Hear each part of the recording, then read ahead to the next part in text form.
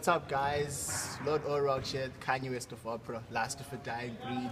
I'm chilling here with Erik Dippenaar, the musical director for the latest opera which we're doing at Cape Opera together with UCT students. Orfeo, Maestro, welcome. Thank you very much, Ngama. First of all, this is the African premiere of this great work by Monteverdi. How are you feeling as being the musical director of this premiere? Well, firstly, I'm very happy to be part of this production because it's a great piece. But then also, I'm very happy to, in a way, share this music with people, with South African audiences, because it hasn't been performed here, and that's a great, great privilege and a bit of a responsibility as well. Yes, you of course yourself being a Baroque master, I mean, you bring in a lot here.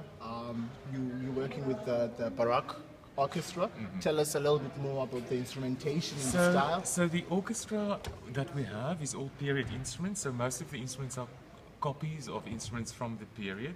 So in a way that helps us to create what we call sound world of the time, right? So that we learn a lot from the music by playing it on instruments from the period.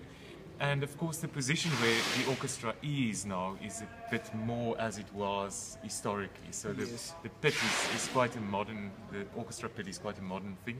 So we're much closer to the singers and we can see them more easily and communicate better. In terms of conducting, I mean, this for me is kind of odd because we're so used to a conductor standing in front of us, but in this production, as you can see, we get conducted by the director on a harpsichord. How does that work for you? That's also a historical thing. So the idea of somebody conducting continuously, so standing there all the time conducting, is quite a modern, it's a late 19th century, mid-19th century thing actually. So traditionally, even 18th century opera, Handel operas, people often what we call directed from the keyboard. So it's not real continuous conducting, but it's kind of helping out a little bit, conducting with the body. And there's been, in the recent 50 years or so, since the early music revival, there's been a lot of interest in that, and we see that many people do direct that way, like Ton Koopman of the Amsterdam Baroque Orchestra. Okay. So there's a tradition in early music to do that. Yeah. Yes. Also, sometimes from the violin, of course, somebody would lead an orchestra from the violin. Maestro, yes. Let's get to the story now of Orfeo.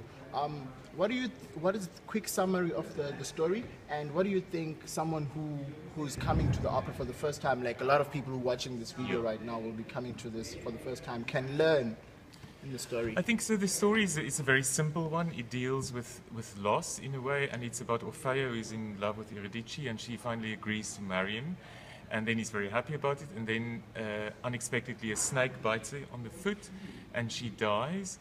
And then he asks the gods of the underworld whether he can go and fetch her, so bring her back into the land of the living. And after some intrigue there, they agree that he can go, but once he reaches her, he must not look at her. So he can go fetch her, but he must bring her back, but not look at her. And then he does look at her, and then of course she goes back into the underworld, dead, and he goes back to the land of the living. So it's that thing about loss, and in a way how the main character comes in the way of his own happiness, in a way. So I think although the story is very old, I mean the story comes from antiquity, and this opera was written 400 years ago, it's a story that everybody can relate to. Yes, I think and that's, for that very reason, one could come to the opera, because it's not something, it's a very human story. Just to add on that, Maestro, it's quite interesting because of what the director has done. Like Jaco, he's put up a modern production into play. So how are you feeling about how he's bringing out these elements of loss? I absolutely love it. I love it because I think also with the costumes, which is a bit more kind of like stylized streetwear, it makes it all a bit, exactly, it makes it all a bit more relatable, and also the kind of imagery that he uses is very modern, and it's things that modern audiences can understand. Also the whole aesthetic. So I'm a great fan of that. I think our job is to to help audiences to understand what's going on. It doesn't help we create a barrier between us and the audience. 2 days, 1 day before the show. Yeah. How are you feeling? Yeah, Are we there? Are we there? We must do it by hook or by crook. We'll get through it. Yeah. Maestro, please just play us something So nice I'll quickly play the ritornello that comes from the prologue. But this is very interesting in this opera. It's almost a bit like a leitmotif. So it comes at the end of the second act, and it comes at the end of the third act as well, or fourth act, I think. So so this tune, in a way, reminds us constantly of what happened before in the opera and where the characters were. It's just a short little piece.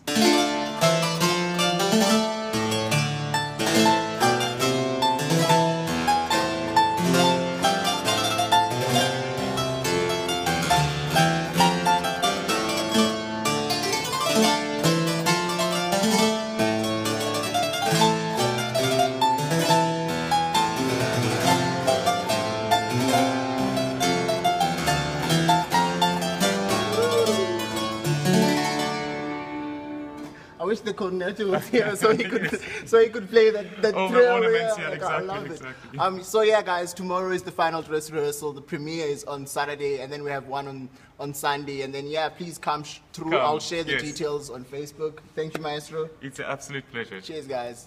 We got there. Yeah.